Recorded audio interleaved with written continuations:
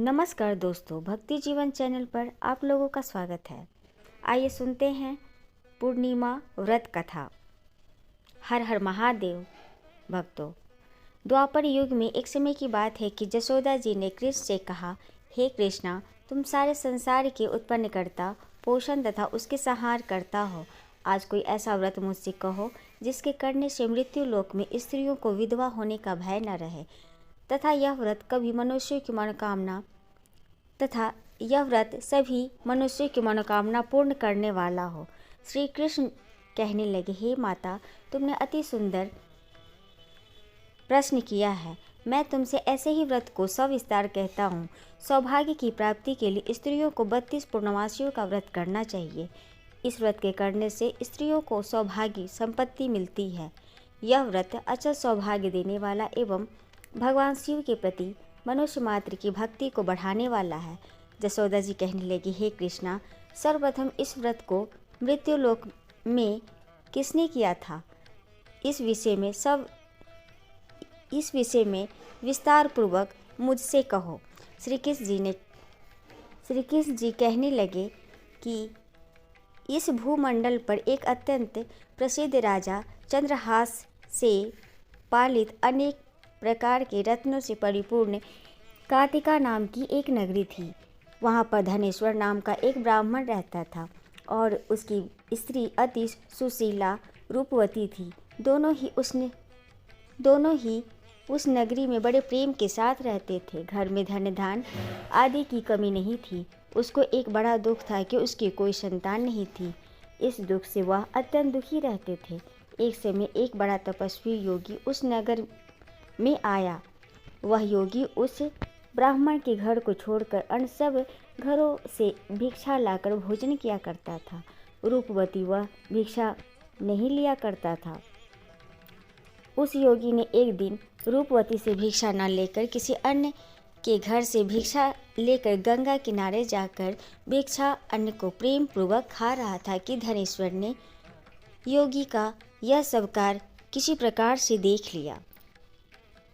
अपनी भिक्षा के अनादर से दुखी होकर धनेश्वर योगी से बोला, महात्मा, आप सब घरों से भिक्षा लेते हैं परंतु मेरे घर की भिक्षा कभी भी नहीं लेते, इसका क्या कारण है? योगी ने कहा कि निसंतान के घर की भीख पतितों के अन्न के तुल्य होती है और जो पतितों का अन्न खाता है वह भी पतित हो जाता है।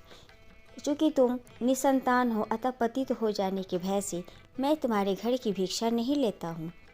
धनेश्वर यह बात सुनकर अपने मन में बहुत दुखी हुआ और हाथ जोड़कर योगी के पैरों पर गिर पड़ा तथा आर्त भाव से कहने लगा, हे महाराज, यदि ऐसा है तो आप मुझको पुत्र प्राप्ति का उपाय बताइए। आप सर्वज्ञ हैं और मुझ पर अवश्य ही कृपा कीजिएगा। धन की मेरे पास कोई कमी नहीं है परंतु मैं पुत्र के न होने के कारण अत्यंत दुखी हूँ। आप मेरे इस दुख का हरण करें, आप सामर्थ्यवान हैं। यह सुनकर योगी कहने लगे, हे ब्राह्मण, तुम चंडी की आराधना करो। घर जाकर उसने अपनी स्त्री से सब वृतांत कहा और स्वयं तप से निर्पित वन में चला गया। वन में जाकर उसने चंडी की उपासना की और उपवास भी किया। चंडी ने 16वें दिन उसको स्वप्न में दर्शन दिए और कहा, हे धनेश्वर, जा तेरी पुत्र होगा परंतु वह 16 वर्ष की आयु में ही उसकी मृत्यु हो जाएगी। यदि तुम दोनों स्त्री पुरुष 32 पूर्णमासियों का व्रत विधि पूर्वक करोगे तो वह दीर्घायु होगा। जितनी तुम्हारी सामर्थ्य हो आटे के दिए बनाकर शिव जी का पूजन करना, परंतु पूर्णमासी को 32 हो जानी चाहिए। प्रातःकाल होने पर इस स्थान के समीप ही तुम्हें एक आम का वृक्ष दिखाई देगा। उस पर तुम चढ़कर एक फल तोड़कर शीघ्र अपने घर ले जाना। अपनी स्त्री से सब वृतांत कहना। ऋतु स्नान के पश्चात वह स्वच्छ होकर श्री शंकर जी का ध्यान करके उस फल को खा लेगी। तब शंकर भगवान की कृपा से उसको गर्भ हो जाएगा। जब वह ब्राह्मण प्रातःकाल उठा तो उसने उस स्थान के पास ही एक आम का वृक्ष देखा जिस पर एक अत्यंत सुंदर आम का फल लगा हुआ था। उस ब्राह्मण ने उस आम के वृक्ष पर चढ़कर उस फल को तोड़ने का प्रयत्न किया परंतु वृक्ष पर कई बार प्रयत्न करने पर भी वह चढ़ न सका। तब तो उस ब्राह्मण को चिंता हुई और विघ्न विनाशक श्री गणेश जी की वंदना करने लगा। हे दयानिधि, अपने भक्तों के विघ्नों का नाश करके उनके मंगल कार्य को करने वाले, दुष्टों का नाश करने वाले, रिद्धि सिद्धि के देने वाले, आप मुझ पर कृपा करके इतना बल दे कि मैं अपने मनोरथ को पूर्ण कर सकूं। इस प्रकार गणेश जी की प्रार्थना करने पर उनकी कृपा से धनेश्वर वृक्ष पर चढ़ गया और उसने एक अति सुंदर आम का फल देखा। उसने विचार किया कि जो वरदान से फल मिला था वह यह है और कोई फल दिखाई नहीं देता। उस धनेश्वर ब्राह्मण ने जल्दी से उस फल को तोड़कर अपनी स्त्री को लाकर दिया और उसकी स्त्री ने अपने पति के कथनानुसार उस फल को खा लिया और वह गर्भवती हो गई। देवी जी की असीम कृपा से उसे एक अत्यंत सुंदर पुत्र रत्न प्राप्त हुआ, जिसका नाम उन्होंने देवीदास रखा। माता पिता के हर्ष और शोक के साथ वह बालक शुक्ल पक्ष के चंद्रमा की भांति अपने पिता के घर में बढ़ने लगा। भवानी की कृपा से वह बालक बहुत ही सुंदर, सुशील और विद्या पढ़ने में बहुत ही निपुण हो गया। दुर्गा जी की आज्ञा अनुसार उसकी माता ने 32 पूर्णमासी का व्रत रखना आरंभ कर दिया था, जिससे उसका पुत्र बड़ी आयु वाला हो जाए।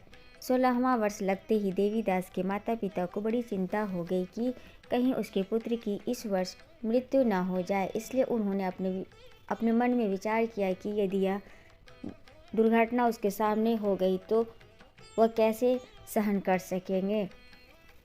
अस्तु उन्होंने देवीदास के मामा को बुलाया और कहा कि हमारी इच्छा है कि देवीदास 1 वर्ष तक काशी में जाकर विद्या अध्ययन करे और उसको अकेला भी नहीं छोड़ना चाहिए, इसलिए साथ में तुम चले जाओ और 1 वर्ष के पश्चात इसको वापस लौटा लाना।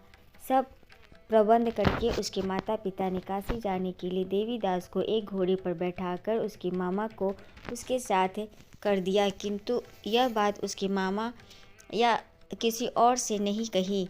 धनेश्वर ने सपत्नी अपने पुत्र की मंगल कामना तथा दीर्घायु के लिए भगवती दुर्गा की आराधना और पूर्णमासियों का व्रत करना आरंभ कर दिया। इस प्रकार बराबर 32 पूर्णमासी का व्रत पूरा किया।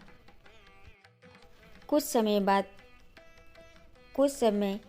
पश्चात एक दिन वह दोनों मामा और भांजा मार्ग में रात्रि बिताने के लिए किसी गांव में ठहरे हुए थे। उस दिन उस गांव में एक ब्राह्मण की अत्यंत सुंदरी, सुशीला, विदुषी और गुणवती कन्या का विवाह होने वाला था। जिस धर्मशाला के अंदर वर और उसकी बारात ठहरी हुई थी, उसी धर्मशाला में देवीदास और उसके मामा भी ठहरे हुए थे।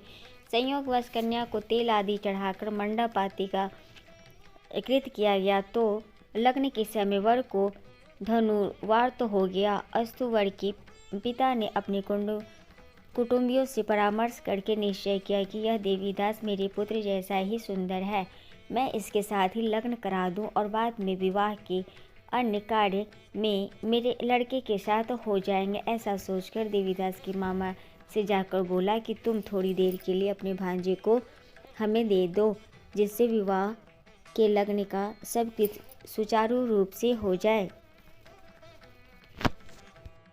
तब उसका मामा कहने लगा कि जो कुछ भी मधु पर्क आदि कन्यादान के समय वर को मिले वह सब हमें दे दिया जाए, तो मेरा भांजा इस बारात का दूल्हा बन जाएगा। यह बात वर के पिता ने स्वीकार कर ली। उसने अपने भांजा को वर बनने को भेज दिया और उसके साथ सब विवाह कार्य रात्रि में विधि पूर्वक संपन्न हो गया। पत्नी के साथ वह भोजन न कर सका और अपने मन में सोचने लगा कि न जाने वह कैसी स्त्री होगी। वह एकांत में इसी सोच में गरम निश्वास छोड़ने लगा तथा उसकी आंखों में आंसू भी आ गए। तब वधू ने पूछा कि क्या बात है, आप इतने उदासीन व दुखी क्यों हो रहे हैं। तब उसने सब बातें जो वर के पिता व उसकी मामा में हुई थी उसको बतला दी। तब कन्या कहने लगी कि यह ब्रह्म विवाह के विपरीत हो सकते हैं। देव, ब्राह्मण और अग्नि के सामने मैंने आपको ही अपना पति बनाया है, इसलिए आप ही मेरे पति हैं। मैं आपकी ही पत्नी रहूंगी, किसी अन्य की कदापि नहीं। तब देवदास ने कहा, ऐसा मत करिए, क्योंकि मेरी आयु बहुत थोड़ी है। मेरे पश्चात आपकी क्या गति होगी, इन बातों को अच्छी तरह विचार कर लो। परंतु वह दृढ़ विचार वाली थी, बोली कि जो आपकी गति होगी वह मेरी गति होगी। हे स्वामी, आप उठिए और भोजन करिए, आप निश्चय ही भूखे होंगे। इसके पश्चात देवीदास और उसकी पत्नी दोनों ने भोजन किया तथा शेष रात्रि वे सो रहे। प्रातःकाल देवीदास ने अपनी पत्नी को 3 नगों से जड़ी हुई एक अंगूठी दी, एक रुमाल दिया और बोला, हे प्रिय, इसे लो और संकेत समझकर स्थिर चित्त हो जाओ। मेरा मरण और जीवन जानने के लिए एक पुष्प वाटिका बना लो, उसमें सुगंधित वाली एक नव मल्लिका लगा लो, उसको प्रतिदिन जल से सींचा करो और आनंद के साथ खेलो कूदो तथा उत्सव मनाओ। जिस समय और जिस दिन मेरा प्राणांत होगा ये फूल सूख जाएंगे और जब ये फिर हरे हो जाए तो जान लेना कि मैं जीवित हूँ। यह बात निश्चय करके समझ लेना, इसमें कोई संशय नहीं है। यह समझाकर वह चला गया। प्रातःकाल होते ही वह गाजे बाजे बजने लगे और जिस समय विवाह कार्य समाप्त होने के लिए वर तथा सब बाराती मंडप में आए तो कन्या ने वर को भली प्रकार से देखकर अपने पिता से कहा कि यह मेरा पति नहीं है, मेरा पति वही है जिसके साथ रात्रि में मेरा पानी ग्रहण हुआ था, इसके साथ मेरा विवाह नहीं हुआ है। यदि यह वही है तो बताए कि मैंने इसको क्या दिया। मधुपर्क और कन्यादान के समय जो मैंने भूषण आदि दिए थे उन्हें दिखाया तथा रात में मैंने क्या गुप्त बातें कही थी वह सब सुनाए। पिता ने उसकी कथानुसार वर को बुलाया। कन्या की यह सब बातें सुनकर वह कहने लगा कि मैं कुछ नहीं जानता। इसके पश्चात लज्जित होकर वह अपना मुंह लेकर चला गया और सारी बारात भी अपमानित होकर वहां से लौट गई। भगवान श्री कृष्ण बोले, हे माता, इस प्रकार देवीदास काशी विद्या अध्ययन के लिए चला गया। जब कुछ समय बीत गया तो काल से प्रेरित होकर एक सर्प रात्रि के समय उसको डसने के लिए वहां पर आया। उस विद्याधर के प्रभाव से उसके शयन का स्थान चारों ओर से विष की ज्वाला से विषैला हो गया, परंतु व्रतराज के प्रभाव से उसको काटने न पाया, क्योंकि पहले ही उसकी माता ने 32 पूर्णिमा का व्रत कर रखा था। इसके बाद मध्याह्न के समय स्वयं काल वहाँ पर आया और उसके शरीर से उसके प्राणों को निकालने का प्रयत्न करने लगा, जिससे वह मूर्छित होकर पृथ्वी पर गिर पड़ा। भगवान की कृपा से उसी समय पार्वती जी के साथ श्री शंकर जी भी वहाँ पर आ गए। उसको मूर्छित दशा में देखकर पार्वती जी ने भगवान शंकर से प्रार्थना की कि हे महाराज, इस बालक की माता ने पहले 32 पूर्णिमा का व्रत किया था, जिसके प्रभाव से हे भगवान आप इसको प्राण दान दें। भवानी के कहने पर भक्तवत्सल भगवान श्री शिव जी ने उसको प्राण दान दे दिया। इस व्रत के प्रभाव से काल को भी पीछे हटना पड़ा और देवीदास स्वस्थ होकर बैठ गया। उधर उसकी पत्नी उसकी काल की प्रतीक्षा किया करती थी। जब उसने देखा कि उस पुष्प वाटिका में पत्र पुष्प कुछ भी नहीं रहे तो उसको अत्यंत आश्चर्य हुआ और जब वह वैसे ही हरी भरी हो गई तो वह जान गई कि वह जीवित हो गए हैं। यह देखकर वह बहुत प्रसन्न हुई। मन से अपने पिता से कहने लगी कि मेरे पति जीवित हैं, आप उनको ढूंढिए। जब 16वां वर्ष व्यतीत हो गया तो देवीदास भी अपने मामा के साथ काशी से चल दिया। इधर उसे ससुर उसको ढूंढने के लिए अपने घर से जाने वाले ही थे कि वह दोनों मामा भांजा वहां पर आ गए। उसको आया देखकर उसका ससुर बड़ी प्रसन्नता के साथ उसको अपने घर ले आए। उस समय नगर के वासी भी वहां इकट्ठे हो गए और सबने निश्चय किया कि अवश्य ही इसी बालक के साथ इस कन्या का विवाह हुआ था। उस बालक को जब कन्या ने देखा तो पहचान लिया और कहा कि यह तो वही है जो संकेत करके गया था। तदुपरांत सभी कहने लगे कि भला हुआ जो यह आ गया, और सब नगरवासियों ने आनंद मनाया। कुछ दिन बाद देवीदास अपनी पत्नी और मामा के साथ अपने ससुर के घर से बहुत सा उपहार आदि लेकर अपने घर के लिए प्रस्थान किया।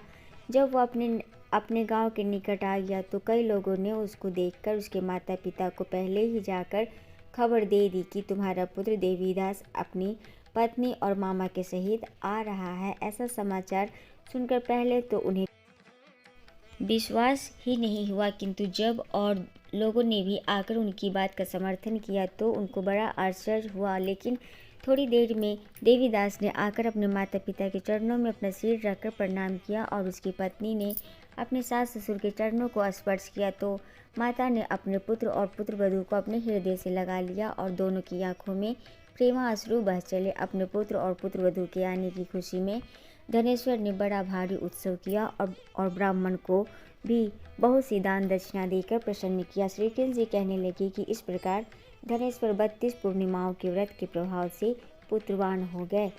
जो भी स्त्रियां इस व्रत को करती है वे जन्म जन्मांतर में वैधव्य का दुख नहीं भोगती और सदैव सौभाग्यवती रहती है। यह मेरा वचन है, इसमें कोई संदेह नहीं मानना। यह व्रत पुत्र पौत्रों को देने वाला तथा संपूर्ण कामनाओं को पूर्ण करने वाला है। 32 पूर्णिमाओं के व्रत करने से व्रती की सब इच्छाएं भगवान शिव जी की कृपा से पूर्ण हो जाती है। सभी प्रेम से बोलो शिव शंकर भोलेनाथ की जय, पार्वती माता की जय।